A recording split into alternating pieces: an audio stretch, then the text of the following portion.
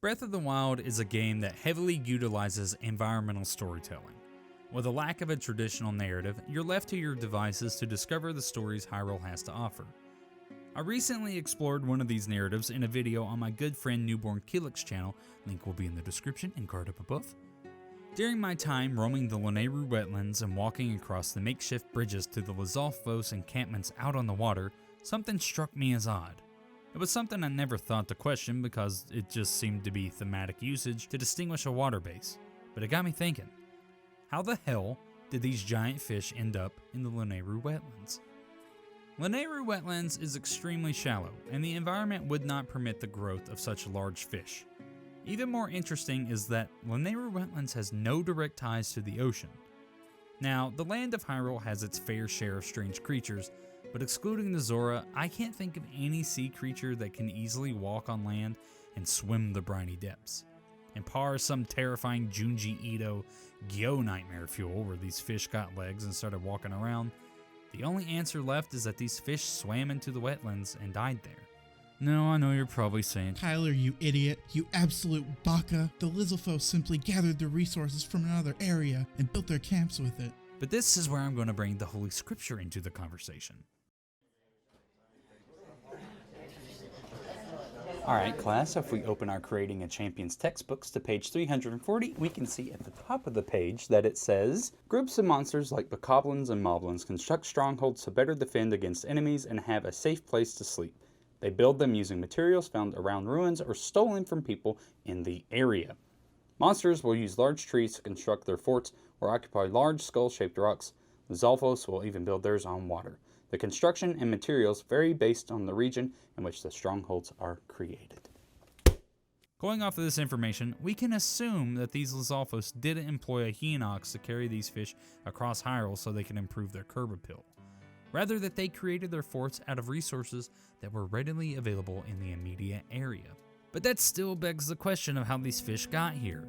Like I said earlier, Lanayru Wetlands has no direct ties to the ocean. The nearest access to the ocean is through Samasa Plains, a stretch of land that separates the Rutala River and Lanayru Bay.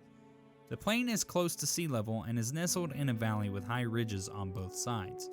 It could be that at some point the sea level was higher than Samasa Plains, allowing Rutala River and Lanayru Bay to flow into one another. Up on the ridges of Rutala River, we can also find rock salt. Now, I recognize that it's not much to go on, but I do think it's a good piece of evidence to support my arguments. At some point in Hyrule's history, this area was submerged underwater.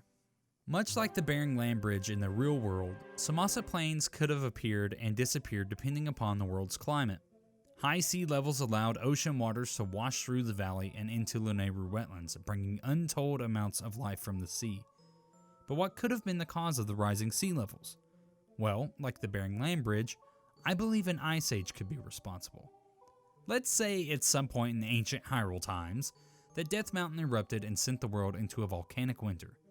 The smoldering ash would have filled the atmosphere and blocked out the sun, cooling the earth immensely. An ice age occurs, and across the land of Hyrule we see glaciers form. One such glacier is where modern-day Lanayru province is. Glaciers are powerful forces of nature, and they can shape surrounding terrain in many ways. When allowed to spread out, a glacier erodes the landscape uniformly, but when confined within valley walls, it tends to deepen and widen the valley floor. Glacial erosion is responsible for numerous valleys in the real world, and a signature feature of a glacial valley is a U-shape at its cross-section. If we take a look at the Lanayru province as a whole, we can see a giant U-shaped formation in the mountains behind Zora's domain. Glaciation also creates rivers and lakes, which could explain the abundance of lakes surrounding Zora's domain. East Reservoir Lake was created by the Hylians and Zora to house divine beast Faruda. If we compare the depth of East Reservoir Lake and that of the ocean, we can see that they are the same. Similar to how glaciers form the Great Lakes here in North America, glacial erosion dug out a giant hole in the mountain. I think it's more likely that the Hylians and Zora created Rutala Dam at East Reservoir Lake instead of the lake itself.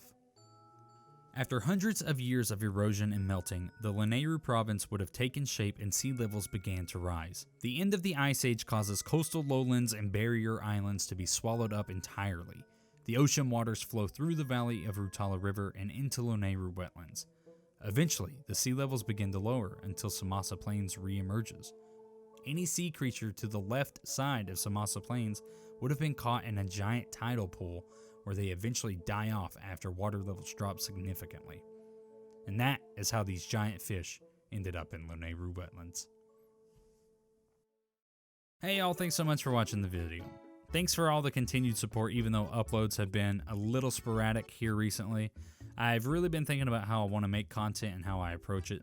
Part of that is trying not to stress over weekly uploads because sometimes it's just really hard to get a video out with work and my personal life and the whole motivation factor. But regardless, thank you so much for watching this video. If you'd like to see more Breath of the Wild content or content like this, then please subscribe. Like the video only if you liked it, dislike it if you disliked it. Follow me on all of my socials, links will be in the description down below, and until next time, I'll see you in the next one.